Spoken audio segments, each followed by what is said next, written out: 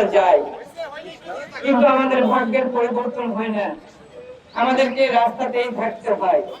কেন কেন এই বৈষম্য সারা জীবন ধরে আমরা বয়ে বেড়াবো? যখন বাংলাদেশ স্বাধীন করেছিলাম, বাঙালি হিসেবে সনাতনী সম্প্রদায় সহ সংখ্যালঘু সম্প্রদায়ের অবদান কম ছিল না। সবার রক্তের বিনিময়ে বাংলাদেশ থেকে আমরা পেয়েছি। এবং 24-এর গণঅভ্যুত্থানে আমাদের সম্প্রদায়ের অনেকেই প্রাণ দিয়েছে, তাদের নাম আজকে নিশ্চিহ্ন করে দেওয়া হয়েছে, তাদের নাম নিশানাও আমরা দেখতে পাচ্ছি না। আমরা ভেবেছিলাম যেভাবে আন্দোলনটা করেছিল বৈষম্যহীন ভাবে তারা আজকে পরিচালনা করবে রাষ্ট্র, কিন্তু আমরা সেই বৈষম্যের মধ্যেই থেকে গেছি। চারিদিকে খুন, ধর্ষণ, যত্রতত্র মন্দির পোড়ানো, মানুষ পিটিয়ে মারা, নারী ধর্ষণ, শিশু ধর্ষণ থেকে শুরু করে সবকিছুই অব্যাহত আছে এবং বেশিরভাবে অব্যাহত আছে।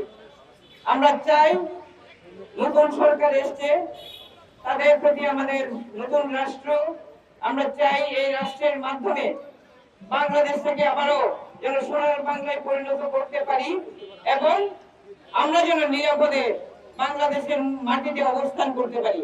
আমি কথা বেশি বাড়াবো না, আমরা শুধু চাই রাষ্ট্রের নাগরিকত্ব যেন সমানভাবে আমরা পেতে পারি। আমরা যেমন ট্যাক্স দেই, আমরা যেমন যুদ্ধে অংশগ্রহণ করেছিলাম, আমরা যেমন 24-এর গণঅভ্যুত্থানে অংশগ্রহণ করেছিলাম, প্রত্যেকটা কাজে আমাদের অংশগ্রহণ আছে। আমাদেরকে ফেলে একটা জাতিগোষ্ঠীকে ফেলে বাংলাদেশ থেকে আপনারা সাজাতে পারবেন না। বাংলাদেশ থেকে সাজাতে হলে আমাদেরকে সবাইকে নিয়ে একত্রিত করে আপনাদেরকে এগিয়ে যেতে হবে। আমি মনে করি বাংলাদেশ একটা স্বাধীন রাষ্ট্র, এই স্বাধীন রাষ্ট্রে সবারই সমানভাবে বসবাস করবার মতো অধিকার আছে। আমি এই অধিকার হরণ করবেন না, আপনাদের প্রতি আমাদের একান্ত অনুরোধ। এবং যারা যারা এই পর্যায়ে নিহত হয়েছে, যাদেরকে পুড়িয়ে মারা হয়েছে, তাদের প্রত্যেকে যেন আমরা সুবিচার পাই। ধন্যবাদ।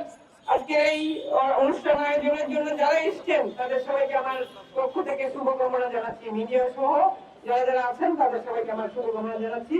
এবং আবারও বলতে চাই, আমরা রাষ্ট্রের নিরাপত্তা চাই, আমরা নিরাপদে বাংলাদেশে বসবাস করতে চাই। বাংলাদেশটা আমার, দেশ আমার, মাটি আমার, পতাকা আমাদের।